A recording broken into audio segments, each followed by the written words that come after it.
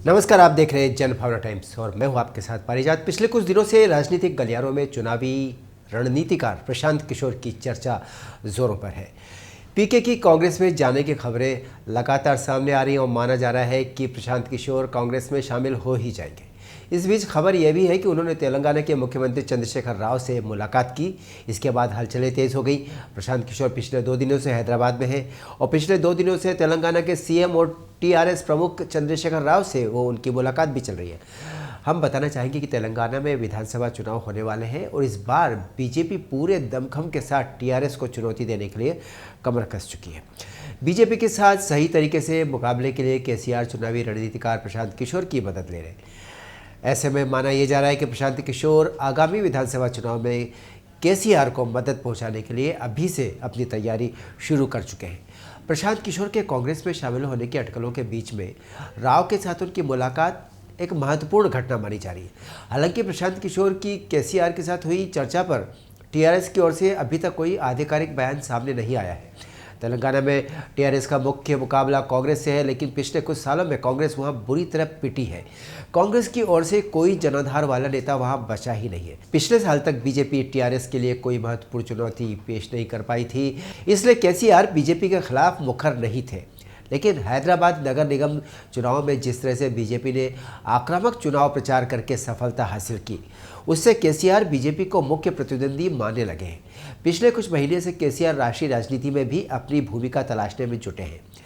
इसी कड़ी में वो महाराष्ट्र के शरद पवार और मुख्यमंत्री उद्धव ठाकरे से भी मुलाकात कर चुके हैं। दिल्ली के सीएम अरविंद केजरीवाल और पश्चिम बंगाल के मुख्यमंत्री ममता बनर्जी से भी वो मिल चुके हैं। सूत्रों की बात माने तो कांग्रेस के कई बड़े नेताओं ने दो टूक स्वर में कह दिया है कि कांग्रेस में शामिल होने से पहले पीके को दूसरी राजनीतिक दलों से दूरी बनानी होगी। ऐसे में प्रशांत किशोर की केसीआर से मुलाकात ने कांग्रेस के भीतर उनके खिलाफ सुगबुगाहट प्रारंभ कर दी है। तेलंगाना में कांग्रेस प्रभारी मणिकम टैगोर के ट्वीट कर इशारों में पीके पर निशाना साधा है। तेलंगाना में कांग्रेस प्रभारी मणिकम टैगोर ने ट्वीट करके इशारों में पीके पर निशाना साधा है। बगैर किसी का नाम लिए उन्होंने ट्वीट किया है कि कभी ऐसे शख्स का भरोसा मत कीजिए जो आपके दुश्मन का दोस्त हो। इस ट्वीट को प्रशांत से जोड़कर देखा जा रहा है। बता दें कि प्रशांत किशोर ने जब कांग्रेस अध्यक्षा सोनिया गांधी और पार्टी के आला नेताओं के साथ मुलाकात कर लोकसभा चुनाव 2024 के लिए प्रेजेंटेशन दिया था। पिछले दिनों पीके और कांग्रेस आलाकमान के साथ बैठकों का कई दौर भी उनका चल चुका है। इस बैठक में पीके ने कांग्रेस अध्यक्षा सोनिया गांधी और कांग्रेस के वरिष्ठ नेताओं के सामने एक के बाद एक कई आकर्षक प्रस्ताव रखे, कई प्रेजेंटेशन दिए। पीके ने कांग्रेस को सुझाव दिया कि उत्तर प्रदेश, बिहार और उड़ीसा में कांग्रेस को नए सिरे से अपनी रणनीति बनानी चाहिए। इन प्रदेशों में गठबंधन से कांग्रेस को परहेज करनी चाहिए, अकेले मैदान में उतरना चाहिए। साथ ही उन्होंने यह भी कहा कि कांग्रेस को लगभग 370 लोकसभा सीटों पर ध्यान केंद्रित करना चाहिए और महाराष्ट्र, पश्चिम बंगाल और तमिलनाडु में गठबंधन के साथ चुनावी मैदान में उतरना चाहिए।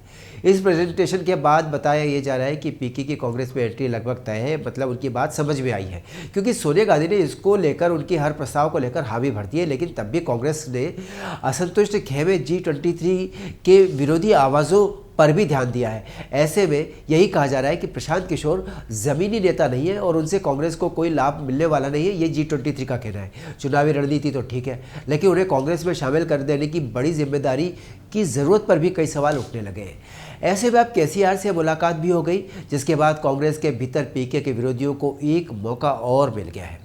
हम बताना चाहेंगे, प्रशांत किशोर सबसे पहले 2014 में चर्चा में आए थे। तब उन्होंने नरेंद्र मोदी के लिए लोकसभा चुनाव में रणनीति तैयार की थी।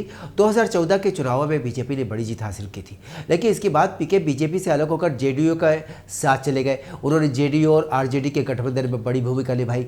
चुनाव में गठबंधन को जीत मिली, लेकिन जेडीयू और आरजेडी का साथ ज़्यादा दिन चल नहीं पाया।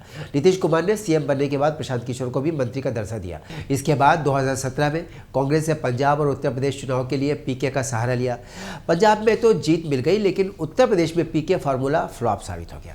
2020 में प्रशांत किशोर ने आम आदमी पार्टी के लिए दिल्ली विधानसभा चुनाव में काम किया, तो 2021 में पश्चिम बंगाल चुनाव में ममता बनर्जी को चुनाव जिताने में मदद की।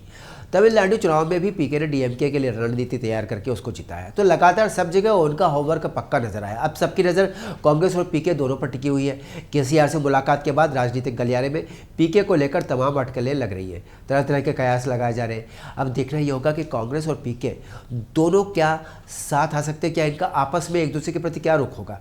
क्या पीके केसीआर की कार पर सवार होते हैं या फिर कांग्रेस अपना हाथ पीके से झटक लेगी? ये वास्तव में देखने वाली बात है। मिलते हैं अगले अपडेट के साथ। देखते रहिए जनभावना टाइम्स। नमस्कार।